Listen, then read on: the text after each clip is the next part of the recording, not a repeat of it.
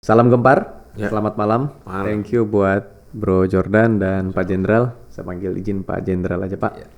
Terima kasih buat waktunya. Ini adalah perdana pertama kali nih akan kita mulai. Thank you buat tempatnya, thank you buat atensi dan perhatiannya Pak Jenderal. Acara ini dibuat sama Gempar Indonesia Pak. Gempar itu generasi muda pembaharu Indonesia. Gempar ini organisasi politik anak-anak muda tapi non partai Pak. Jadi kita gandeng semua partai karena kita rasa persatuan yang paling gampang kan di meja makan. Kalau di meja makan kita nggak ada partai, nggak ada warna. Nah anak-anak muda lebih gampang gitu Pak. Jadi kita ngobrol kira-kira antar partai apa sih yang bisa disinergiin dan lain sebagainya. Nah salah satunya bentuknya yang sekarang kekinian ya podcast begini. Kenapa kita perdananya meminta atensi dari Pak Jenderal? Karena kemarin kan kita dengar nih dari anak-anak muda. Selama ini Pak jujur aja kalau ngomongin ketentaraan, pertahanan negara dan lain sebagainya, anak muda kan taunya pokoknya pertahanan digital. Artinya bermain Counter Strike. Taunya main game aja Pak, maksudnya nggak ada pertahanan yang gimana. Baru kita dengar kemarin, akhirnya Indonesia pertama kali ada yang namanya Komcat Pak. Seperti yang tadi kita ada ngobrol, ternyata Komcat itu modelnya sebenarnya bukan tentara, warga sipil yang dilatih gitu ya Pak, dilatih kemiliteran. Bahkan tadi di negara-negara lain Komcat sejenis itu, National Guard kayak di US itu sudah ditugaskan untuk mengamankan pelantikan presiden dan lain sebagainya, padahal bukan tentara gitu. Nah ini kan baru ada Pak, semenjak Indonesia merdeka undang-undangnya baru dibuat lebih clear, lebih jelas dan ada implementasinya baru sekarang. Kemarin kan kita tahu karena ngikutin Deddy Corbuzier aja, kita tahu oh dutanya Komcat, kita nggak tahu sebenarnya detail Komcat, ternyata baru tahu oh Komcat ini under Pak Jenderal Farid Amran untuk koordinasiin sumber daya pertahanan. Ada Komcat, ada Komduk. Pak boleh diceritain sedikit gak Pak? Kenapa Pak kira-kira kita penting buat punya Komcat Komduk ini Pak? Ya, terima kasih Mas Adit. Saya ucapkan selamat dulu lah ini buat Gempar Indonesia sudah pertama kali buat podcast ini. Terima kasih Pak. Dan saya bangga ini. Aduh, kita lebih bangga Pak. Pertama sekali langsung saya yang diundang. Apalagi sama atlet nasional kita ini. Waduh, Mas artis Praven kita ini Pak. Jordan. Jadi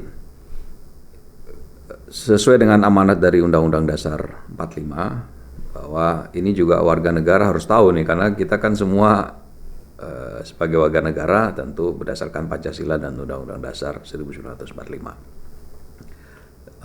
Di pasal 27 dan pasal 30. Di pasal 27-nya menyatakan bahwa setiap warga negara berhak dan wajib ikut serta dalam upaya pembelaan negara. Kemudian di pasal 30-nya itu sudah mulai lebih strike lagi. Setiap warga negara berhak dan wajib ikut serta dalam usaha pertahanan dan keamanan negara. Nah, diamanatkan juga di dalam Undang-Undang Dasar itu di ayat berikutnya bahwa keikutsertaan warga negara itu diatur oleh undang-undang. Nah, jadi itu secara jelas dinyatakan dalam Undang-Undang Dasar 45. Ya, karena kalau tidak ada undang-undang nanti bagaimana rakyat bisa menjalankan hak dan kewajibannya itu. Nah, negara setelah ada amanat seperti itu di dalam Undang-Undang Dasar, akhirnya pemerintah bersama dengan DPR itu sudah menghasilkan beberapa undang-undang terkait dengan pertahanan, pembelaan negara. Itu Undang-Undang Nomor 3 tentang Pertahanan Negara tahun 2002, Undang-Undang 34 tentang TNI tahun 2004. Nah, yang terbaru Undang-Undang Nomor 23 tahun 2019 tentang pengelolaan sumber daya nasional untuk pertahanan negara. Nah, di dalam undang-undang inilah mengatur tentang bela negara, mengatur tentang pembentukan komponen cadangan, penataan dan pembinaan komponen pendukung, kemudian ada mobilisasi, demobilisasi. 2019 yang itu sebelum atau sesudah Ukraina Rusia nih Pak ya? 2019. Sebelum. Wah ini unik soalnya kita pikir bisa jadi jangan-jangan undang-undang itu lahir gara-gara ada Ukraina Rusia kemarin kan kita jadi ngelihat jangan-jangan ternyata justru sebelum itu seperti sudah bisa memprediksi ya. Kok bisa sebelum perang itu kan, karena di situ kan kita baru tahu ternyata yang seperti Bapak bilang tadi Komcat itu dibutuhkan ketika keadaan-keadaan seperti itu, tapi kan nggak mungkin kalau nggak disiapkan terlebih dahulu gitu Pak ya. Nah itu kata kuncinya, persiapan. Jadi memang kita tidak berharap untuk negara kita ini perang ya, Mas Praven. Siapa sih yang pengen perang seperti Rusia, Ukraina kan? Tetapi apa? Terus kita berdiam diri saja tidak mempersiapkan diri kan? Nah, TNI sudah pasti kita siapkan. Nah, tetapi rakyat bagaimana? Apakah rakyat nanti hanya sebagai korban? Kan nggak mau juga kan? Nah, itulah salah satunya tadi. Sesuai dengan amanah Undang-Undang Dasar juga, ya kita juga harus menjalankan amanah Undang-Undang Dasar ini. Bagaimana hak dan kewajiban warga ini bisa dilaksanakan. Ya, kamilah di pemerintah yang mengakomodir hak dan kewajiban warga itu. Salah satunya, kalau tidak menjadi TNI, ya menjadi Komcat dan Komdo. Menarik. ini tanya jujur nih ya, Bro Jordan. Pernah gak kepikir, ini kan profesional bulu tangkis, pernah kepikir gak sih pengen latihan bela negara atau bela diri gitu ya, maksudnya wajib militer kan, kalau di luar negeri kan wajib militer, pernah kepikir gak sih?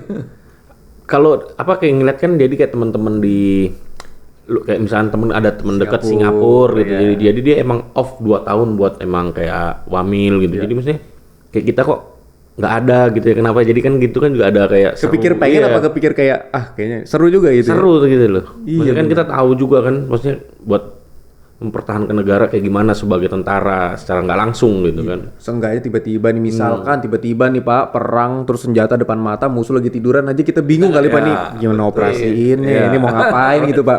Paling kita kabur juga. Nah, itulah tujuannya Komcat itu. Waduh, ini canggih. Jadi kayak misalnya Mas Praven nih ikut Komcat karena umurnya masih memenuhi syarat, karena umurnya 18 sampai 35 tahun. Oke. Nah, jadi Mas Praven hanya dilatih 3 bulan saja. 3 bulan Pak? 3 bulan intens setiap hari? Intens setiap hari. Oh. Setelah itu kembali lagi ke Sekarang profesi. orang bisa daftar Pak? Bisa. Siapapun nih? Siapapun. Bukan hanya orang pilihan tertentu gitu Bukan. Pak? Ada syarat tinggi Ya, badan? memang ada persyaratannya. Karena 3 bulan itu kan cukup berat latihannya. Ya. Namanya juga latihan perang, mana ada yang ringan ya kan.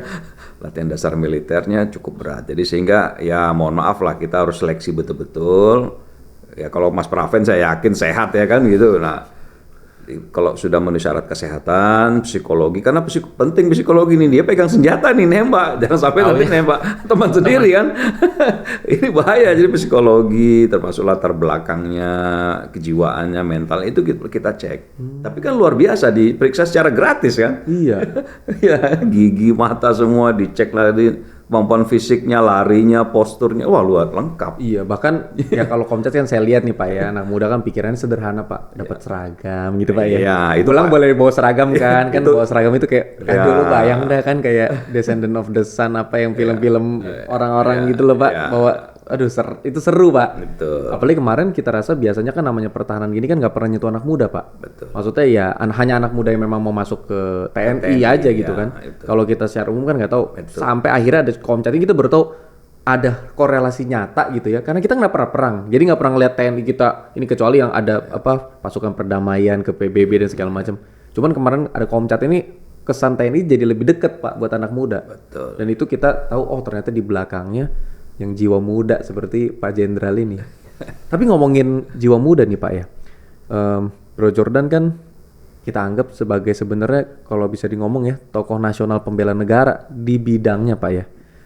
Ya kita tahu lah mengharumkan nama negara berapa di All England 2 kali menang kan. Waduh ini itu canggih Pak. Kita kalau ngeliat dia main aja kita habis napas Pak. Cuman maksudnya di sisi lain ternyata tadi juga punya keinginan juga, seru ya kayaknya kalau mau join. Maksudnya kan kalau ngomong sibuk mah pasti udah sibuk lah Pak. Tapi kan kalau kayak gini ya kenapa enggak gitu ya.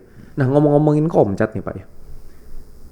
Menurut Bapak kira-kira kenapa Pak baru ada urgensi di 2019? Apakah karena memang style pemerintahan yang sekarang atau ngelihat keadaan global yang makin nggak menentu atau seperti apa sih Pak? Jadi gini, sebenarnya pengusulan dari pemerintah itu sudah sejak lama. Karena sejak Undang-Undang Nomor 3 tahun 2002 ya, berarti udah 20 tahun yang lalu loh ya, tentang pertahanan negara itu disebutkan dalam pertahanan negara itu ada 3 komponen. Komponen utama, yang pertama itu pasti TNI. Nah, kemudian yang kedua komponen cadangan. Belum dibentuk karena belum ada aturan detailnya. Kemudian komponen pendukung. Nah, untuk komponen utama, sudah dibuat undang-undangnya. Nomor 34 tahun 2004-nya 2 tahun kemudian. TNI. TNI sudah clear kan. undang-undang Komcat sama Komduk yang belum dibuat. Kita sudah sering mengusulkan, tetapi mungkin belum menjadi urgent mungkin, atau belum ada sesuatu hal yang mendesak. Nah, sekian puluh tahun terus kita ajukan terus bersama dengan DPR, akhirnya alhamdulillah 2019. Oh, itu aksesnya dari presiden berarti Pak Usi maksudnya? Maksudnya Ya, diajukan dari atau pemerintah. dari TNI mengajukan ke pemerintah gitu Pak? Dari Kementerian Pertahanan khususnya. Dari Kementerian Pertahanan ajukan ke pemerintah. Pemerintah pusat, nanti kan produk undang-undang itu kan produk bersama antara presiden, antara pemerintah dan DPR. Oke, menarik. Kalau misalkan kita bilang berkaca dari negara-negara tetangga gitu Pak ya, kalau ngomongin kan komponen utama TNI, Komcat itu sebenarnya lebih ke 18 sampai 35 tahun, laki-laki dan perempuan atau laki-laki aja Pak? Laki-laki Bisa aja. kalau yang tahun 2021 itu laki-laki, karena waktu itu karena baru pertama kali ya. Angkatan 1 2021 nih Pak. 2021. Nah, angkatan kedua baru kemarin 2022 ada perempuannya. Nah, ini kan ngebuka keren loh. Ini kan ngebuka pemikiran bahwa kan seringkali orang pikir wah TNI eksklusif apa tidak menjunjung kesetaraan dan ternyata di sini dibuktiin di Komcat perempuan juga diakomodir di sini Pak ya. Iya. Pertanyaannya adalah kalau Bapak lihat dari rilis yang saya baca kan tentara kita dari 270 juta penduduk tentara tuh 400 ribuan Pak ya. Iya. Koreksi kalau saya salah Pak ya. Terus Komcat kita sekarang ini sudah 3 ribuan Pak ya? Ya, yang sudah 2 kali. Yang pertama 3.103, yang kedua 2.974. Oke, berarti sudah 5 ribuan. Hampir 6.000. 6 ribuan. Tapi kalau menurut Bapak ideal gak Pak? Ya, begini ya. Tadi kayak kan TNI jumlahnya nggak sampai 500. Itu udah 3 angkatan loh. Darat, laut, udara. Yang paling banyak jelas angkatan darat. Tapi nggak sampai 500 loh Mas Praven. 500 ribu. Bandingkan sama penduduk kita yang 270 juta jiwa. Berapa persen coba? Iya. Apa TNI sendiri yang harus mempertahankan Indonesia? Kan nggak mungkin. Iya. Ya, dengan jumlah segitu. Bapak ada gambar nggak sih Pak idealnya kalau dari jumlah penduduk berapa sih tentara harusnya gitu? Kalau misalkan kita berkaca secara negara-negara umum kan kita nggak pernah tahu nih gitu ya. Indonesia itu mungkin berbeda ya, seperti Eropa atau yang lain. Karena Indonesia ini kan negara Pulauan. Susah itu. Ya, jadi minimal di tiap-tiap pulau besar itulah ada kekuatan pertahanan yang mandiri. Ya, itu memang harus dihitung. Tetapi ya kembali lagi juga kebutuhan anggaran kan itu. Ya, anggaran prioritas itu dan lain sebagainya. juga kan sungguh besar kalau ini. Tapi kalau TNI yang istilahnya dibiayai mulai dari dia mendaftar sampai dengan dia pensiun. Nah, kalau Komcat kan tidak perlu. Iya. Komcat hanya 3 bulan saja dibiayai. Setelah itu kembali ke profesi semula. Iya ini solusi jangka panjang dan tepat banget ya. Iya. Menarik. Jadi lebih hemat dari sisi anggaran untuk pertahanan dalam untuk pembentukan Komcat ini. Menarik. Di satu sisi juga ya supaya anak-anak muda kita ini ya lebih terarah jadinya. Pendidikan 3 bulan itu akan mempengaruhi Mengubah hidup Pak. sikap Saya mental rasa sih. perilaku loh. Luar biasa loh. Ya. Nih kalau ngomongin 3 bulan saya mau lari ke sini nih Pak. Latihan itu kan ya kalau latihan itu kan pasti neken mental. Iya, Apalagi kalau kita nonton film Susi Susanti kemarin kan filmnya kita lihat gila latihannya pagi-pagi udah gini segala macam. Apa bro yang bro alamin? Dari umur berapa SD udah Ya lulus SD gue jadi atlet. Oh, udah jadi atlet. Iya, Oh, lulus SD. lulus SD udah jadi atlet. Iya, yang serius ya. Yang kayak udah pagi sore Itu latihan. lulus SD. Lulus SD. Itu latihannya gimana, Bro? Ya Yang latihan. benar-benar Bro alamin waktu lulus SD gitu ya. Ya latihannya memang harus dikorbankan salah satu. Mau jadi atlet apa sekolah. Karena kita nggak bisa dua-duanya. Karena pagi sampai siang latihan, sore sampai malam latihan. Pagi sampai siang latihan, istirahat, sore sampai malam latihan. Itu dari lulus SD. Lulus SD. Nggak pernah berhenti sampai Nggak ya, kecuali pernah. kalau Ya. misalkan ada Ya, nggak ada. istirahat gini gitu ya. Nggak ada. Jadi sistemnya sama kayak tentara. Walaupun nggak ada pertandingan, persiapan terus. Bayangin, jadi teman kita ya, Lebaran itu kita lagi pertandingan. Itu sering banget kejadian. Kita lagi pertandingan. Jadi nggak ada, maksudnya cuti kalau orang kerja kan cuti ya. Kita nggak ada. Kalau pagi sampai siang tuh maksudnya kan kita badan juga pasti habis gitu ya. Maksudnya pagi sampai siang tuh kira-kira pagi tuh sepagi apa sih? Jadi mulai itu jam 8 sampai jam 11 Itu udah mulai latihan langsung. udah mulai. Terus sorenya tuh kayak jam 2 atau jam 3 sampai jam 5, jam setengah 6. Emang orang tua dari latar belakang atlet kan bukan kan? Enggak sih. Yang ngelatih siapa? Jadi dulu papa ada main-main biasa lah, pemain biasa. Jadi kecil tuh suka main, jadi ngikutin dia. Jadi akhirnya kalau dilihat, oh ada potensi, jadi dimasukin lebih serius lagi gitu. Kayak sekolah badminton. Biasanya kan kalau kita dari muda kan nggak secepat itu nemu panggilan ya Pak ya. Kok bisa dari lulus SD udah tahu pengen jadi atlet ya? Karena awalnya dulu pas lulus SD itu sempat setahun di sini di Jakarta itu coba sekolah juga. Jadi lebih capek juga. Jadi Iya badannya sih. badannya nggak kuat kan, jadi disuruh pilih mau pilih mana, ya udah badminton aja. Bener-bener full putus sekolah tuh. Putus sekolah habis itu cuma setahun, habis itu udah benar-benar putus sampai sekarang. Jadi pernah mengenyam pendidikan itu SD, habis itu pernah nyoba 1 tahun SMP, SMP tapi udah. habis itu full time situ All England 2 kali, gila bener. Ini jadi sarannya, bukan sarannya putus sekolah, sarannya artinya fokus, Ya harus fokus. apapun di bidangnya. Iya. Dan ya balik lagi, seringkali kan kita di sini tuh dimanapun lah ya, suka membandingkan dengan satu cara doang. Oh kalau pinter tuh berarti nilainya harus tinggi. Ya padahal ya bisa jadi banyak orang yang mungkin nggak cocok di sekolah gara-gara harusnya dia jadi atlet, menang medali emas, dapat ini ya gara-gara nggak pernah tersalurkan gitu. Tuh biasa ya, itu bener-bener pernah gak ngerasa pengen ngeberontak gara-gara aku yakin pasti waktu dari SD itu kan pasti juga kuat lah dorongan dari orang tua gitu ya. Namanya kan orang, ya kalau udah gede gini mah enak ngelihat teman-teman liburan mikir, ah, nanti gampang gue bisa atur waktu. Cuman kalau waktu SD kan mana bisa kepikir gitu Pak ya. Mungkin lebih ke ini kali ya. Dulu mungkin karena rame juga kali. Jadi kayak di asrama, jadi nggak kepikiran. Teman-temannya semua di situ juga. Iya, jadi kayak di satu mes, ya udah kita di situ main, di situ latihan. Mungkin jauh dari keluarga aja, itu aja. Kayak anak umur segitu. Lulus SD itu udah di mes itu. Dulu nggak, jadi lulus SD setahun, Oke. habis itu tahun kedua baru masuk mes. Di mes itu? Iya. Sampai kapan? Sampai 2008. Jadi pertama kali ke Jakarta 2005 sampai 2008. Itu jadi buset tuh. Ya. Berapa tahun tuh di mes ya? Karena gua sempat ada 2 klub ya, jadi total itu 6 tahun. 6 tahun terpisah dari orang tua tuh ya. Ya. Balik Sabtu Minggu aja. Enggak, jadi di mes aja. Kalau pulang orang tua nggak datang juga ke situ. Nggak boleh atau emang nggak datang aja biar fokus ya gitu. enggak juga sih, paling kalau misalnya ada libur gua yang pulang ke kampung sih. Waduh. Dulu idola siapa? Dulu idola pemain legend juga dulu, kayak Lim Swee King gitu. Mungkin Pak tahu pasti. Lim Swee King. Malaysia bukan sih itu? Bukan negara kita. Oh, Lim Swee King. Iya. Aku nggak terlalu ngikutin. Soalnya udah legend itu ya. Oh, maksudnya udah senior ya? Legend itu. Pak Lim Swee King. Ya. Yang aku tahu masih cuman ya itu Susi Susanti gitu. Oke. Waktu itu dibina mental itu ya. Kan udah beda pembinaan, terus pas ketemu teman-teman yang sepantaran usia 93 ya? Iya 93. 26 April. Iya. Persis sama anak saya Pak, 26 April Pak. Namanya Akasa.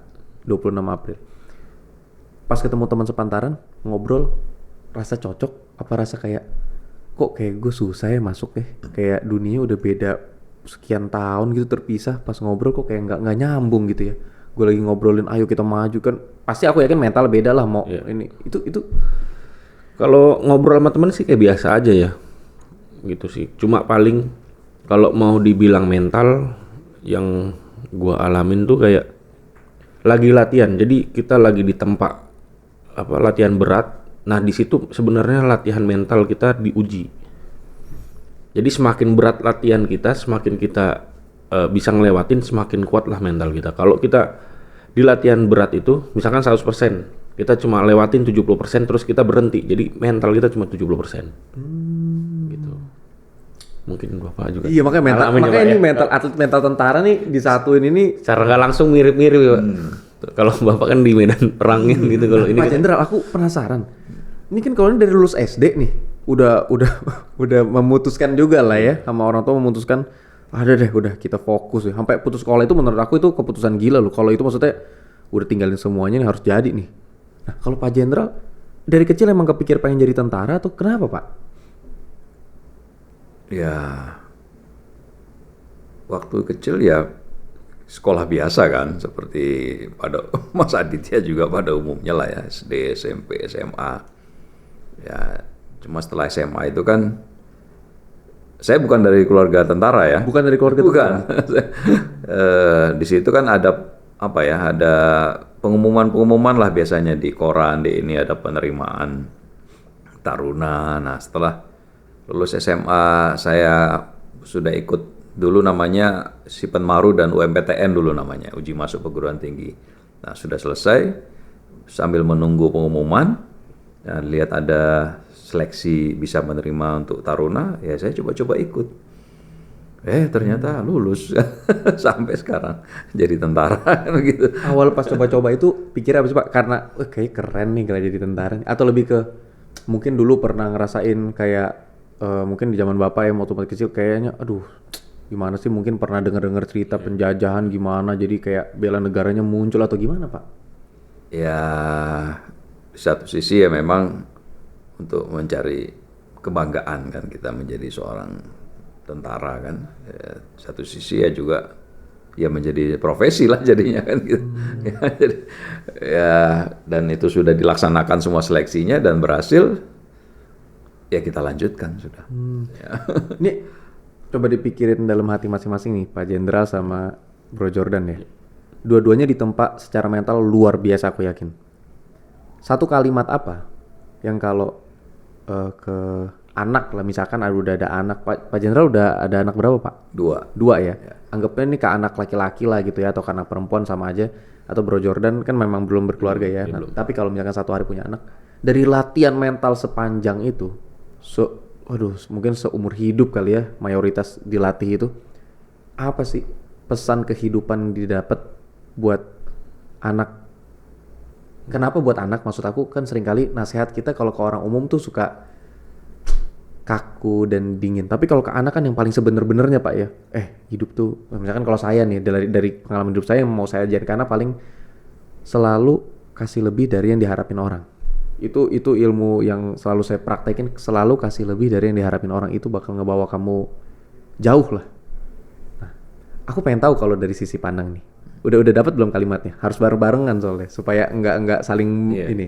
Dari yang sudah lebih berpengalaman dulu Pak Jenderal. Apa Pak kalimat buat anak Pak? Ini pengalaman hidup Bapak dirangkumin jadi satu kalimat nih Pak. Ya untuk mencapai suatu keberhasilan tidak ada yang instan. Menarik nih. Ada pembahasan khusus nih ntar nih. Waduh. Untuk mencapai keberhasilan tidak ada yang instan. Bro Jordan. Kalau pesan buat anak nanti sih mungkin lebih kayak harus bisa survive aja. Harus bisa bertahan. Ya, survive. Waduh. Yang ini aku galik duluan nih. Menarik nih. Kenapa? Maksudnya apa harus bisa bertahan? Bertahan dalam hal apa nih? Karena setiap orang itu pasti pingin maju. Ya. Tapi kadang-kadang keadaan itu tidak mendukung dan apakah kamu siap buat keadaan itu? Oke. Apa ya mungkin bahasanya ya benar harus bisa survive ya. Apapun keadaannya pokoknya jalanin ini. Kita kan mau maju kan. Benar. Tapi kalau keadaan yang nggak mendukung, apakah kita bisa menerima keadaan itu? Apa tetap bangkit? Apa kita lemah di situ kan? Nah, kita. Yang aku lihat ya Pak ya. Dulu kan kita sering dilihat. Saya umur 26 Pak. Anak umur 1,5 tapi kelihatan tampilan kayak umur 30-an gitu ya. Disuruh nih sama istri nih biar ada ketuaannya dikit gitu ya. Waktu saya masih kecil istri saya udah masuk TV. Pas saya ngeliat dia di TV itu nggak pernah kepikir Pak jadi istri. Satu hari pas ketemu aja udah waduh ini artis idola saya bilang nih. Dari situ saya lihat orang sering ngomong, Dit, wah umur muda gini kok penampilan udah tua banget. Tapi saya kan kebetulan memang dibesarin sama kakek nenek. Kakek nenek itu bawa saya ke kakek-kakek nenek juga kan teman-teman dia semua gitu ya. Yang saya lihat ya Pak, zaman dulu anak umur 20-an tuh memang dewasa Pak. Nah, sebenarnya itu bukan kita yang lebih dewasa. Kayaknya tuh saya ngerasa bener Pak, saya nggak mau lebih-lebihkan. Saya tuh ngerasa benar normal-normal aja Pak. Tapi kalau dibandingin sama anak-anak umur 26 zaman sekarang, ya Memang saya baru nyadar. Makanya itu concern saya yang utama. Kenapa ya? Kok dikit-dikit, wah saya kena mental nih, saya harus healing nih, saya ini pergaulan toksik, saya butuh keluar staycation dulu, apalah inilah. Tiba-tiba kan bayangin Pak, anak muda, bayangin nonton begini Pak, ngeliatin Pak Jenderal, atletnya, dia orang udah pasti mikir, ya mereka mah emang spesial, mereka kan emang ibarat kata mungkin orang pilihan Tuhan lah, mana kuat kalau bukan orang pilihan Pak, masuk ke tentara, ke atletnya udah bukan atlet kelas ini lagi kan, udah membanggakan apa gitu. Ini bukan cuma tentara, udah jenderal, maksudnya kayak ya itu memang mereka spesial, kita mah biasa-biasa aja gitu ya. Nah tapi dari masukan yang tadi, harus bisa survive, tadi udah kita gali sedikit, apapun keadaannya kita mau maju ya harus bisa survive. Tapi yang bisa digali lebih banyak adalah tidak ada yang instan. Aduh, kalau mau ngomong ini agak panjang ya Pak, cuman maksudnya nyatanya Pak, anak muda tuh semua pengen instan Pak. Pengen terkenal instan, pengen kaya instan, iya kan? Sekarang gampang lagi digital. Iya Pak, terkenal kan kita tuh selalu gini Pak mikirnya, umur 25 harus udah punya duit 100 juta, harus udah punya cicilan rumah, apalah pokoknya, wah pengennya tuh. Padahal kan orang-orang dulu gue selalu bilang, umur 25, saya dulu masih nyangkul tanah gitu kan. Mungkin dia sekarang kaya raya, tapi ya nggak ada instan Pak. Kenapa dari pelajaran hidup Bapak ambil kalimat itu Pak? Ya, tadi kan sudah kelihatan dari Mas Praven sendiri. Beliau nggak ujuk-ujuk jadi juara dunia maupun juara All England. Bayangkan dari SD. Coba. Salut. Jadi wajar kalau beliau bisa jadi juara dunia atau All England. Karena pengorbanannya sudah sejak dari kecil. Ya. Loh itu suatu pengorbanan loh, meninggalkan anak-anak umur segitu kan masih butuh perhatian orang tua. Iya. Coba. Nah, itu kan kalau Mas Pravennya sendiri saya yakin harus kuat mental. Ya. Karena musuhnya Mas Praven juga salah satunya jujur saja dirinya sendiri juga. Pasti. Ya. Benar. Benar kan? Pasti. Ya itu. Karena Bapak alamin juga Pak ya. Karena saya alamin. Kalau dia nggak melawan diri sendiri aja udah kalah dia. Dia bisa menghadapi. Duh, awalnya saya tuh bingung Pak konekin ya antara Pak Jenderal sama Praven ini konekinnya di mana gitu ya. Soalnya gini Pak, kalau Om Deddy Corbuzier kan enak nih. Om Ded kalau lagi bikin podcast ngundangnya satu pihak gitu kan Pak ya. Maksudnya yang nggak langsung dicampur dua pihak jadi satu. Ini kan dua pihak jadi satu, kita harus bisa ngejahitnya Pak. Kalau nggak nanti jadi kayak ada dua pembicaraan di satu meja. Tapi di dua pembicaraan yang saya dapat ya Pak ya, sebagai pembelajar di sini adalah dari dua tokoh ini beda usia. Tapi punya satu kesamaan yang kuat adalah mentalnya itu digembleng sedemikian rupa sampai jadi. Di balik keberhasilannya sekarang orang lihatnya cuman, wah Pak Jenderal berbintang, waduh atlet All England menang nih segala macam. Yang mereka nggak lihat pengorbanan air matanya, ya ampun mungkin teriakannya waktu latihan udah nggak kebayang deh. Iya gak sih? Dan dari latihan fisik sama latihan mental, sejujurnya kalau buat Bro Jordan, mana lebih berat? Sebenarnya kalau di atlet ya, memang harus latihan fisik itu yang berat, baru mental kita jadi. Fisik yang berat, baru mental kita jadi. Ya, maksudnya dari di tempat latihan yang berat, baru mental itu dengan sendirinya keluar. Oke. Dengan apa? Karena udah ditempa ya mungkin. Jadi kita harus kayak misalkan sebenarnya badan kita capek, pikiran kita capek. Terus tapi kita harus tetap jalanin. Besok harus latihan pagi lagi. Yang biasanya kalau orang biasa bangun susah, tapi kita harus bangun. Itu kan sebenarnya mental tuh. Ngelawan diri sendiri terus kita. Jadi kita selalu melawan diri sendiri sampai memaksimalkan sampai mana kita kuat. Nah gitu. Makanya kalau kita udah maksa di satu hari pertama, hari keduanya besok nggak usah latihan deh.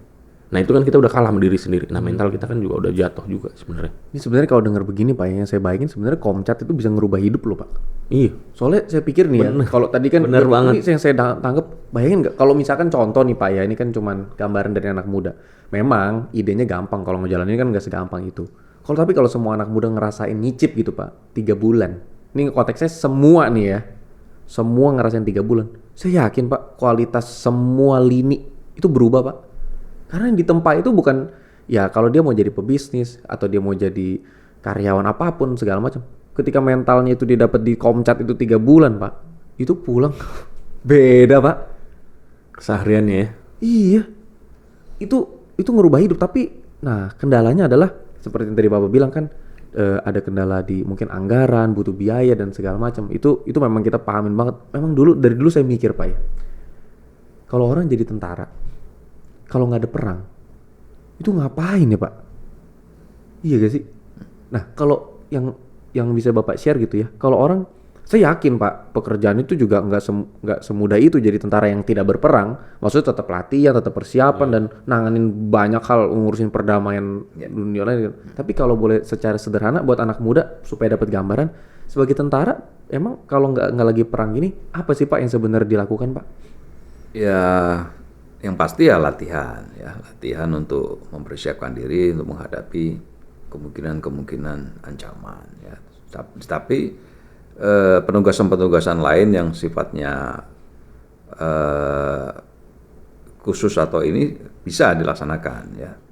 Misalnya seperti ada pernah terjadi penyanderaan, nah itu kan pernah kita laksanakan beberapa kali. Nah memang tapi secara nasional terakhir memang perang yang kita laksanakan itu tahun 48. Ya, setelah itu kita belum pernah lagi mengalami perang secara yang berhadapan dengan negara musuh.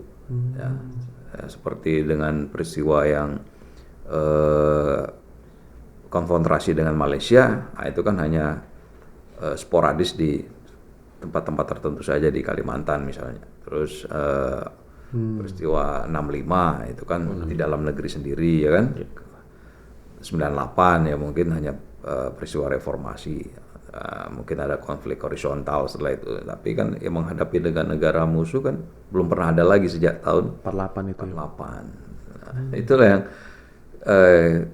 anak-anak muda kita sekarang ya mungkin termasuk saya sendiri juga kita belum mengalami hal yang ini. Tapi kan kita tidak boleh terlena dengan kondisi seperti itu. Ya. Nah, jadi bagusnya lagi tadi betul itu betul-betul merubah memang 3 bulan itu. Karena memang di situ untuk latihan disiplin militer ini kan sudah ada standarnya. Nah, standarnya itulah yang membuat sikap mental perilaku peserta ini berubah. Pasti. Berubah setelah 3 bulan. Karena dia kembali ke profesi semula. Itu yang merasakan perubahannya itu ya perusahaannya mungkin. Kalau dia ada yang menjadi pekerja. Atau calon mertuanya gitu Pak ya.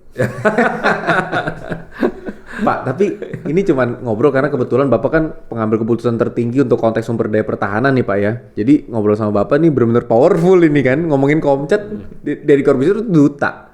Tapi pengambil keputusannya ibarat kata sumber daya pertahanan ya direkturnya gitu kan. Pak, ini cuman ngobrol Pak. Memungkinkan nggak sih Pak supaya ada perkembangan yang sistematis, terstruktur dan masif gitu Pak ya? Tentara-tentara kita kan 400.000 memang nggak banyak, tapi kan nggak sedikit juga gitu Pak ya. Kalau itu disinergiin sama sekolah dan universitas, terutama sekolah menengah ke atas gitu Pak ya. Tentara-tentara itu jadi pelatih mungkin karena gini kita targetnya kan revolusi mental. Saya rasa yang paling bikin saya kagum sama presiden kita adalah bahasa itu tuh Pak, revolusi mental. Karena menurut saya memang balik lagi ujung-ujungnya tuh mental. Semua udah dikasih nih jalannya, UMKM mau diiniin lah, itu mau diituin. Ngomong-ngomong tentang ini dan itu ya, Indonesia kan kemarin baru nyetak sejarah 2021 nilai ekspor tertinggi semenjak merdeka. Tidak pernah ada ekspor tertinggi lebih dari tahun 2021 Pak. Itu kan maksudnya itu kan satu pencapaian yang menurut saya luar biasa. Biasa kan kita rekornya impor. Nggak salah juga, impor juga memenuhi kebutuhan, tapi kan ekspor ini kan suatu kebanggaan sendiri. Terus di sisi lain kita baru juga pertama kali ada Komcat ini, didukung generasi muda langsung aware karena menurut saya ya ngambil dutanya pas. Kita udah tahu lah Pak dari dulu setiap ada kasus kondisi apapun. Ini tanpa berusaha mendiskreditkan pihak manapun, tapi kita tahu kalau ada kondisi yang kritis gitu ya. Ketika TNI turun semua adem tuh Pak. Pokoknya kalau ngeliat udah loreng-loreng hijau yang turun pasti adem kan. Pokoknya kalau sebelumnya bisa wah tos pas loreng-loreng hijau turun langsung wah ini baru teman rakyat dan segala macam. Maksudnya dari dulu tuh kita ngelihat selalu gerakan TNI itu bisa ngejangkau buat masa terutama anak muda gitu. Nah, makanya lewat Komcat ini kan kita, ya contohnya gitu, kita cuma bisa nonton di TV, Pak.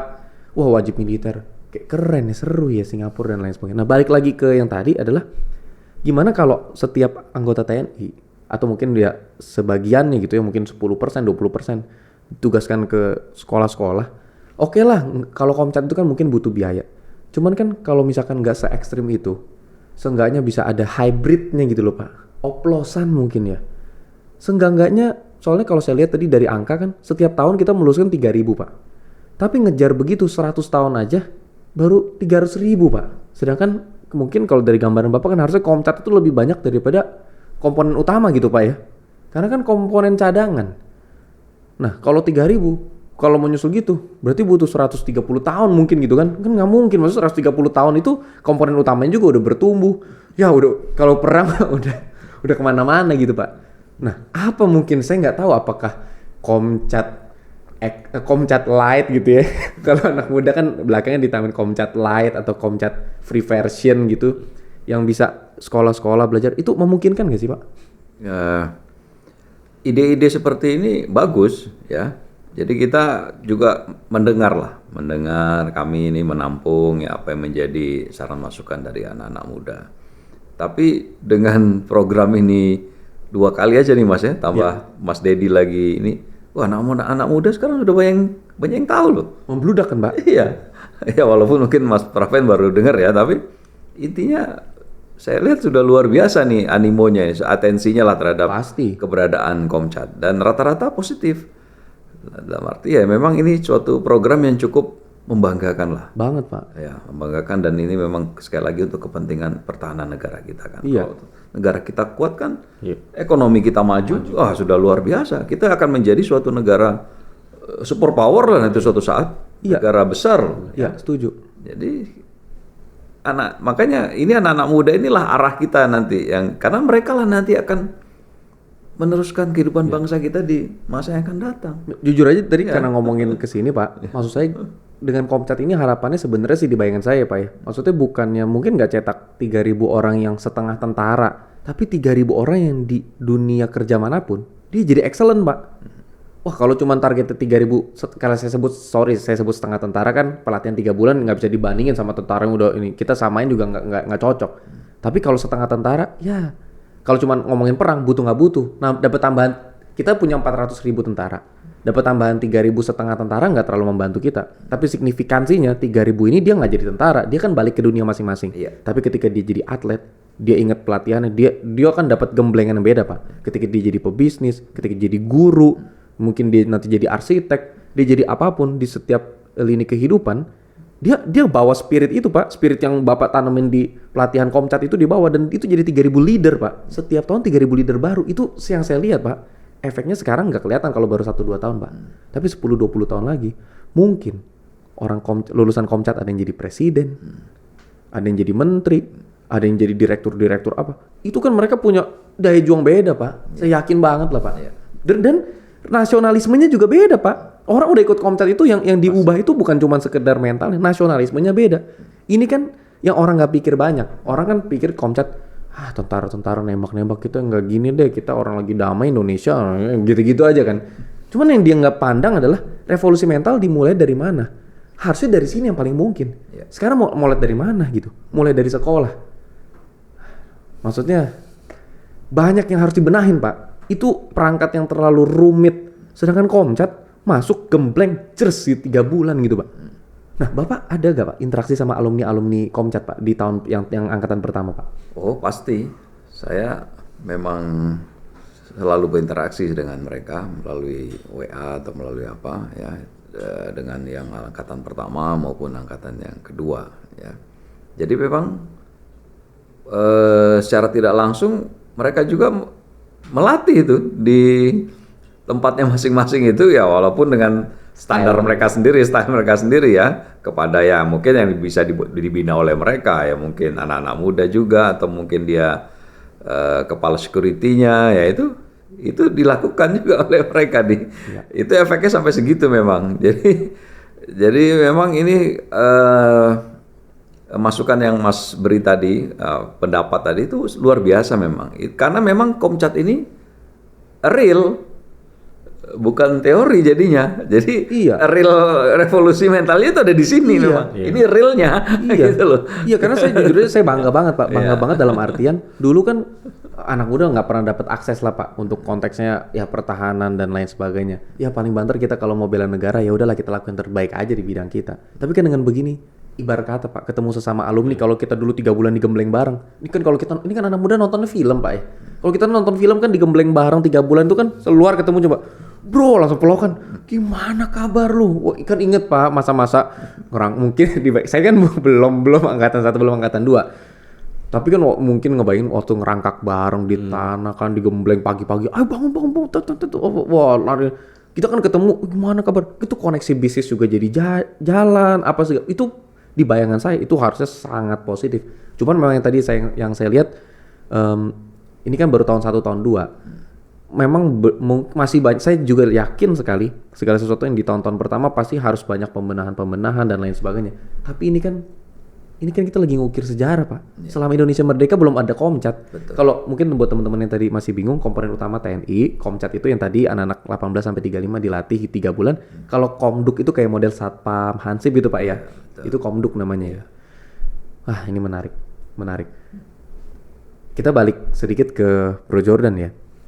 Ini jujur aja karena lama-lama nemu benang merahnya enak dikaitinnya Pak. Kalau enggak susah Pak. Ini tantangan tersendiri Pak ngaitin ini nih Pak. Ketika pertama kali dapat gelar juara, aku penasaran banget.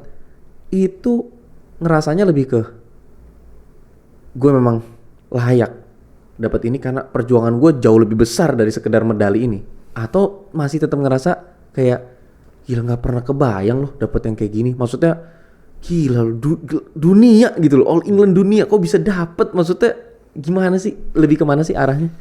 Di satu sisi seneng, di satu sisi juara itu apa sih? Oh, menarik ini. Itu kan beda Pak orang kena mental digembleng. Juara itu apa sih? Oke. Juara kan cuma kita di podium 1. Oke. Selama di podium aja kan kita juara. Oke. Turun lagi udah bukan juara. Oke. Masih harus bertanding lagi kan. Punya kesempatan yang sama lagi yang lawan-lawan tadi. Udah selesai udah di podium 1. Nggak sama 5 menit juara. Oke. Jadi sebenarnya juara itu selebrasi aja ya. Selebrasi, dan memang juara itu kan cuma 1 dan itu harus diperjuangkan. Nah, bagaimana kita konsisten itu kan yang lebih penting sebenarnya daripada kita cuma 1 sekali. Apa kamu mau satunya banyak kali itu kan beda. Ketika dapat gelar juara itu, apa yang berubah dari mungkin dari sisi pemikiran, pelatihan? Apa yang berubah dari itu di selanjutnya? Apakah mungkin, wah karena udah dapat juara mempertahankan lebih sulit, mungkin mentalnya jadi lebih berat, karena ngerasa, wah ini susah nih ya. Jadi lebih banyak musuh sebenarnya. Kenapa? Jadi kan kita dilihat sama lawan-lawan yang di bawah kita, melihat kelemahan kita apa. Jadi kita harus kalau udah jadi juara, kita nggak boleh kita di atas angin, itu malah keliru. Jadi kita harus malah takut kalah. Maksudnya harus kuatin diri lagi. Waspada terus gitu ya? Waspada terus. Iya. Karena kan kita disorot sama mereka. Mereka mau ngalahin kita nih. Gitu. Gue nanya nih ya, ini internal gitu, tapi direkam nggak apa-apa deh. Kan kalau di TV-TV itu kan kita lihatnya ya, orang tuh waktu latihan tuh sampai nontonin rekaman pertandingan. Terus kayak dilihat, wah ini nanti dia lemahnya di sini nih, nanti lu serang di sini gitu. Itu memang dilakuin bener-bener atau cuma buat gimmick? Itu benar. Itu strategi juga kan. Jadi itu memang sengaja benar-benar dipelajarin cara musuh main. Jadi kebiasaan bagusnya dia, kelemahan dia di mana itu pasti. Wah, gila. Itu sama aja kayak strategi main lah. Itu setiap musuh beda, nanti pelajarin beda lagi. Iya. Jadi kita pelajarin misalkan 1 orang, dia ngelawan 5 orang, kita harus nonton 5-5-nya. Nggak cuma 1 aja. Supaya ngeliat polanya ya. Iya. Jadi kalau misalnya lawan yang si A, si B, si C kayak gimana, jadi kita kombinasi. Pernah gak ngeliat musuh itu kan jadi dapat pola? Gue dapat sesuatu nih yang mahal dari negara ini nih. Negara mana yang paling lu kagumin selain Indonesia pasti nomor 1 dah gitu ya. Tapi negara mana sih dan apa yang bisa kita pelajarin dari negara itu dalam melatih atlet badmintonnya? Terutama mungkin kalau yang ngomongin spesifik lagi yang double-nya atau apapun. Kalau gue jujur dari semua negara, Jepang sih. Jepang. Kenapa Jepang? Disiplin. Disiplinnya kelihatannya gimana sih? mereka kan sebenarnya kerja ya. Hah? Kerja orang Jepang. Jadi atletnya sana tuh kerja. Seriusan? Maksudnya ngantoran? Kantor. Ngantoran terus dia atlet? Kantor iya. Jadi dia latihan pagi, siangnya ngantor, latihan sore dia latihan. Ih, ajaib ya. Tuh Jepang. Kok bisa ya? Iya. Dan mereka emang benar-benar yang disiplin, sopan santunnya bagus, Sopan santun. di lapangan juga bagus, attitude-nya bagus. Nah, ini kita sama-sama tahu nih Pak ya, kejadiannya kemarin itu kan viral nih, mah bukan rahasia lah, ini umum sekali. Yang kemarin ada satu serial film Korea yang ngebahas badminton Indonesia, yang dia taruhnya ceritanya di film itu intinya kita nyurangin mereka dan segala macam. Terus abis itu kan penonton netizen kita langsung komplain dan lain sebagainya gitu kan. Tapi sebenarnya kalau di lapangan Indonesia nih ada rival negara tertentu yang memang selalu sontok-sontokan, apa mungkin salah satu Korea sampai dia bikin begitu, atau sebenarnya di lapangan semua atlet itu malah jadi kayak sahabat gara-gara sesama atlet tahu penderitaan atlet sih. Sebenarnya nggak ada. Jadi ibaratnya kayak itu ya ganggu konsentrasi orang kan, bagaimana caranya. Yang penting tidak melanggar peraturan kan bebas. Oke. Ya kita mau gaya apa, mau loncat sana loncat sini buat dia mancing emosi dia kan, biar dia rusak fokusnya. Oke. Tapi di luar lapangan? Oh enggak, kita teman. Oke. Ngumpul-ngumpul bareng gak sih? Ngumpul bareng. Antar negara? Iya, maksudnya kayak makan gitu ya pasti ada ketemu. Nah, ini kalau nanya atlet kan gampang nih. Ini jujur saya penasaran nih Pak. Maksudnya sesama profesi gitu Pak ya.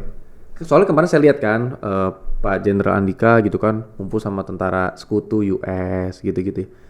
Saya yakin untuk di level Bapak juga ketemu pimpinan-pimpinan negara lain. Itu apa Bapak selain ketemu sekutu, kalau sekutu mah jelas lah pasti kan ada jalin kolaborasi, tapi kalau di luar negara sekutu Pak, ya kita kan netral gitu, non-blok, mungkin ngomongin yang di luar US dan lain sebagainya, itu hubungan Bapak personal gitu Pak ya, bukan sebagai institusi. Kalau personal Bapak, ada gak sih Pak jalin hubungan sama personal juga ke pihak luar? Ya, kalau kita kan politik negara. Ya, itu yang berlaku kalau di Kemhan TNI. Politik kita ya politik negara. Kalau negara kita kan negara bebas aktif. Ya. Ya, jadi kita bersahabat sama semua negara untuk kepentingan perdamaian dunia. Jadi dengan tentara-tentara negara itu ya kita bersahabat. Kalau mereka juga memperkuat pertahanannya ya wajar dan harus memang ya, karena di kepentingan pertahanan itu kan juga akan arahnya nanti untuk kepentingan perkuatan ekonomi negaranya. Itu seperti dua sisi mata uang itu. Ya, prosperity and security kan gitu. Ya. Karena memang kalau kita kan memang negara damai gitu, cinta damai, selalu pengennya damai. Makanya kemarin pas ketika langkahnya Pak Jokowi untuk bikin Ukraina Rusia damai juga itu kan sesuatu yang sangat kita apresiasi dari sisi anak muda gitu Pak. Biasa kan presiden nggak mau tahu lah gitu, yang penting urusan negara lu gitu kan. Tapi ini kan diurusin, diiniin dan segala macam. Tapi maksudnya memang kan pasti nggak semudah itu lah Pak, nggak semudah 1-2 audiensi bisa damai. Cuman di sisi lain, saya nggak kebayang ya Pak. Kita kan ngebela negara tujuannya menjadi tentara, misalkan jadi tentara kan bukan buat membinasakan negara musuh atau kita, makanya politik kita bebas aktif, menjaga perdamaian, bukan ekspansi dan lain sebagainya. Kita tuh nggak pernah kebayang, saya yakin juga nggak mudah. Kalau balik lagi kalau di film-film kan orang habis ngelakuin perang itu kan baliknya bisa jadi banyak yang stres Pak. Mungkin Indonesia nggak ngerasain terlalu signifikan karena nggak terlalu banyak perang. Tapi kan ketika balik perang pasti ada lah yang nangani di mana itu kan habis ngelakuin itu kan dia tujuannya baik untuk nyelamatin negara, untuk membela negaranya, membela persatuan, tapi akhirnya mungkin nyakitin sesama manusia gitulah ya. Itu kan juga sesuatu yang nggak mudah. Dia juga nggak bisa ngomong atas nama kemanusiaan, sedangkan yang musuhnya dia mau membinasakan ini. Jadi kan itu serba salah ya kan. Makanya banyak yang kena apa mungkin PTSD apa sih namanya itu ya, yang pokoknya trauma dan lain sebagainya gitu ya. Itu kalau kita apakah ada kondisi-kondisi itu, atau di Indonesia memang karena nggak ada perang itu sama sekali nggak diurusin Pak? Ya memang tentara makanya dilatih keras ya untuk itu salah satunya. Mental itu untuk menahan itu. Mentalnya siap karena memang tentara itu berdasarkan hukum internasional, hukum perang, kita ini kan kombatan. Kombatan itu maksudnya bahwa kita ini bisa membunuh, kita bisa dibunuh. Nah, beda sama civilian kayak Mas Rafael, Mas Aditya kan istilahnya kalaupun sebagai komponen pendukung itu non kombatan, jadi nggak boleh dibunuh, tidak Bisa bisa mencubit juga aja, Pak. Tetapi sekarang seperti perang di Rusia Ukraina misalnya, apakah rudal itu atau drone lah, penggunaan drone ya, apa tahu mana yang kombatan mana yang non kombatan kan gitu. Jadi kadang yang korban malah yang anak-anak ya kan, orang tua, perempuan, malah non kombatan juga ikut kena korban. Jadi itu memang suatu pelajaran. Ya memang itu pelajaran itu sudah sejak lama, tapi yang di era modern baru kita lihat di perang Rusia Ukraina ini. Nah, jadi otomatis rakyat kita juga harus mempersiapkan diri kan gitu. Karena namanya peluru, rudal, drone itu nggak melihat itu sasarannya siapa. Walaupun secara hukum internasional yang ikut berperang itu kombatan kan gitu. Menarik. Iya. Ini gara-gara ngobrolnya kita aplikatif gitu ya Pak ya. Saya tuh kepikir beberapa hal, cuman kan saya bingung juga mau nanya ke siapa gitu ya. Kebetulan Pak Jenderal di sini saya dan emang orang yang mengurusi sumber daya pertahanan gitu Pak ya. Saya penasaran Pak ya. Soalnya kalau saya dari sisi pengusaha gitu ya, ini makanya saya taruh Cleo gini, kita tuh bangga Pak punya produk model begini. Tapi saya nggak bakal hard selling, tenang, saya nggak ngomongin ini. Tapi maksud saya adalah, saya cuma ngebayangin, saya tuh pengen dari sisi sudut pandang pengusaha, pengen karyawan-karyawan nih, tim nih dikumpulin, gimana caranya gitu ya, kerjasama dengan TNI, boleh dong tolong latihin gitu. Bukan tujuannya jadi tentara, tapi mungkin apakah yang tadi itu apa sekarang udah terbuka atau enggak sih Pak? Itu bisa dilaksanakan. Ini sudah bisa dilaksanakan? Bisa, kapanpun, setiap saat. Tapi maksudnya dilatih bukan jadi tentara, Bukan, dilatih ya, mental gitu Pak ya? dilatih mental, dilatih latihan fisik dasar. fisik, dilatih misalnya untuk disiplinnya baris berbaris penghormatan. Iya. Ya bisa, nggak ada masalah itu kapan saja. Oh itu sudah memungkinkan Pak? Bisa ya dengan menggunakan namanya komando kewilayahan. Kalau di angkatan darat itu seperti Kodam, Korem, Kodim. Nah kalau di angkatan laut dan udara ada Lanal, Lanut. Nah, silakan di situ dihubungi. Masing-masing silakan minta. Tapi saya rasa itu yang paling mungkin dilakukan segera gitu ya. Segera, hanya sekedar untuk melatih yang sifatnya dasar-dasar saja yang tidak terlalu memakan waktu dan tidak memerlukan biaya besar kan gitu saja. Karena kan biasa kalau LDK gitu kan lembaga pelatihan dasar kepemimpinan dan lain sebagainya biasa kan nggak hubungan langsung sama tentara kan. Biasanya ya cuman tentara-tentaraan lah gitu Pak yang jadi komandonya gitu. Tapi kan kalau tentara bener kan maksudnya saya yakin value-value nasionalismenya sebenarnya Pak yang mau dimasukin Pak. Karena kita ini kan brand lokal Pak. Kita tuh kan pengennya kalau dari sisi pengusaha nasionalisme bentuk kita ya kan ngebela gimana caranya produk lokal lebih maju. Produk lokal bukannya hanya brand lokal yang sebenarnya produk impor kita kasih brand lokal, tapi benar produknya juga dibikinnya juga sama orang kita gitu Pak. Ternyata itu udah bisa berjalan. Bisa, silakan nanti misalnya kantornya di mana, ya silakan mengundang Kodim, Korem setempat. Silakan. Iya. Saya yakin soalnya yang nonton Gempar biasanya rata-rata eksekutif, mungkin dari sini kan mungkin dia kalau kepikir sesuatu apa yang sering kali kan gitu Pak. Kita contoh nih Pak yang paling gampang mau ngembleng orang sales nih. Kan mentalnya itu kan artinya mental itu gini, kita bukannya mau dia jago jualan Pak. Tapi maunya tuh mentalnya kompetisi yang sehat. Kan Indonesia nggak bakal maju Kak kalau sikut kiri sikut kanan selalu semuanya negatif. Saya yakin kalau dari value-value ketentaraan kan pasti dilatih tuh gimana caranya berkompetisi yang sehat dan lain sebagainya. Itu hal yang sangat-sangat menarik. Iya. Ini ngobrol kita tuh sepertinya baru sebentar, tapi ternyata udah lumayan lama Pak. Kalau saya nggak salah ngelihat jam ini sebenarnya udah hampir mau 1 jam ya. Udah mau 1 jam. Ini jujur aja nih buat saya pribadi Pak ini pengalaman baru banget. Saya nggak pernah, maksudnya nggak pernah ada podcast. Bro Jordan udah 4 episode ya.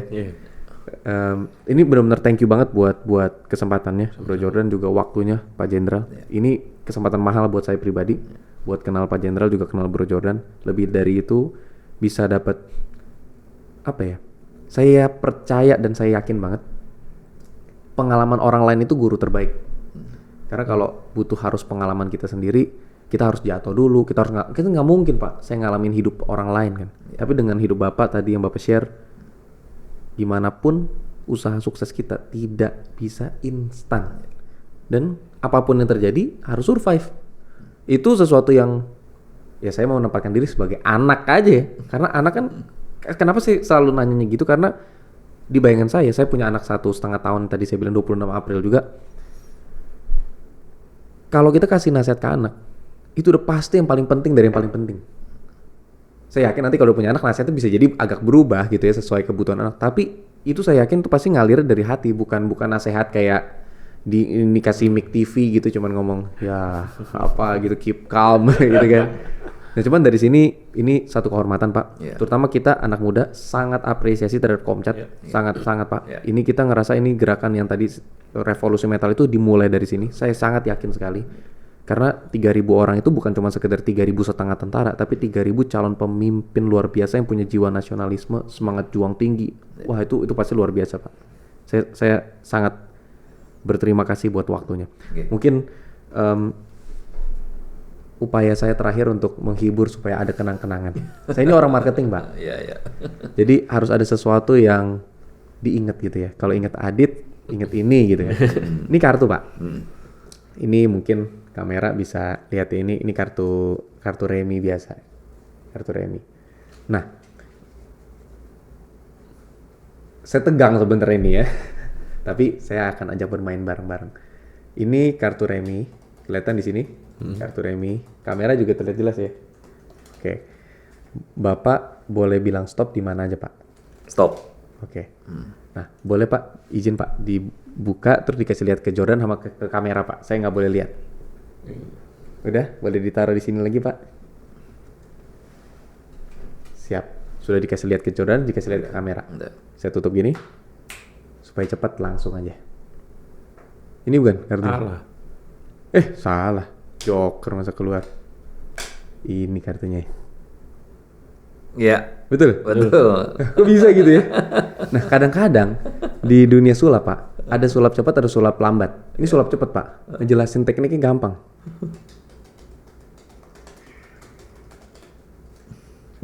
Nah, ini unik nih. Ini bedanya adalah saya kalau bikin sulap, yang saya jelasin tuh cara sulapnya. Sulap ini bekerja karena kartu ini punya beda ketinggian Pak. Ini cuman ilmu fisika Pak. Beda ketinggian ini kartunya tuh selalu selang-seling sebenarnya. Tapi lucunya karena beda ketinggian, jadi kalau kita bukanya dari sisi ini, pasti tampilnya berbeda, gini. Tapi kalau kita buka dari sisi sebaliknya, pasti tampilnya sama. Padahal dia bukan kartu dua sisi. Ini barang pertama yang saya jual ketika saya SMP Pak. Saya punya adik 7, mama saya tukang kue. Saya harus bisa lebih fight gitu ya. Fight saya bukan sebagai atlet, bukan sebagai tentara, tapi sebagai orang jualan Pak. Di dagang, saya belajar bahwa barang ini modalnya 13.800 Pak. Saya jual 250.000 laku Pak. Pertama saya ngantongin duit lumayan banyak, 2,5 juta tuh waktu saya jualan ini 10 pak di sekolah Pak. Saya naik bajai Pak ke sekolah Pak. Saya lihat teman saya naik Alphard, naik Pajero. Wah, saya mainin di depan dia kan. Cewek-cewek ngumpul Pak. Waduh, ngumpulin cewek-cewek gini kan cowok-cowok yang wah gimana gitu. Saya jual habis itu, wah ini ada triknya nih gini. Wah dia ngeliat gini aja udah kayak, kok bisa, mau dong. Beli di mana? Nah, di situ saya lihat kalau kita bisa nemu value atau nilai dari sisi barang gitu ya. Kita tuh bisa ngejual sesuatu nggak ngomongin margin. Kalau cuma ngomongin margin kan modal 13.000 paling dijual 15.000, 17.000 gitu kan. Tapi kalau ada nilainya, kita bisa jual berapapun. Nah, itu juga sama seperti manusia. Kalau kita ngelihat manusia itu cuman nggak ada pembedanya gitu ya. Ya manusia ini cuman begitu doang, nggak ada kualitasnya. Tapi lihat lucunya, pembedanya tuh biasa selalu kecil doang, Pak. Ini yang bikin kartu dari 13.000 jadi 250.000. Pembedanya tuh cuman di ketinggian kartunya doang. Ada satu yang tinggi, satu yang rendah. Yang ngebedain Bapak jadi jenderal sama teman-teman yang lain, itu kan pasti pembedanya tuh bukan sesuatu yang kayak tiba-tiba Bapak dapat meteor dari langit. Itu kan bedanya kecil sebenarnya. Yang bedain Bro Jordan jadi atlet, dibandingkan orang-orang lain, atlet-atlet lain yang nggak dapat All England ibarat kata, itu kan pembeda kecil. Mungkin 5 menit lebih pagi bangunnya. Iya. Iya kan? Mungkin 5 menit lebih lama. Kenapa kalau bilang 5 menit? Karena aku yakin semua atlet itu latihannya pasti sering. Nggak mungkin yang 1-2 jam, Bro Jordan 20 jam. Pasti rata-rata sama, maksudnya rata-rata mereka sehari 6 jam. Ya 6 jam. Paling Bro Jordan mungkin ketika latihan itu sedikit lebih lama, sedikit lebih bersemangat. Karena nggak mungkin bisa beda jauh. Tapi sedikit itu, kalau dilakuin dengan maksimal itu luar biasa. Benar. Jadi prinsip yang kita bawa pulang di pertemuan ini adalah kalau kita teman-teman di rumah nggak bisa jadi Pak Jenderal, nggak bisa jadi atlet internasional gitu ya. Kita mungkin selama hidup nggak bisa ngelakuin hal-hal besar. Tapi kita selalu bisa lakuin hal-hal kecil dengan cara yang luar biasa. Kita nggak mungkin hidup nggak bisa do great things, tapi bisa always do small things in a great way. Iya. Jadi bela negara di setiap bidang yang kita jalanin, kalau tertarik lebih lanjut, bisa coba cek-cek tentang Komcat. Ya. Tapi kalau misalkan teman-teman, Bapak Ibu di sini ada eksekutif atau mungkin pengusaha, kalau nanti mau kolaborasi dengan TNI buat ini, mungkin kalau Komcat 3 bulan, mungkin buat karyawan ngerasa, iya juga ya kenapa nggak dilatih mentalnya. Sangat bisa. Dan yang lebih penting lagi, jangan lupa nontonin podcastnya Jordan. Nama YouTube-nya Praven Jordan ya. Iya. Praveen Jordan. Oke. Pak Jenderal, Ya. terima kasih banyak buat waktunya. Pak Bro Jordan, thank you banyak. Saya pamit undur diri. Terima kasih, sampai jumpa lagi. Salam gempar.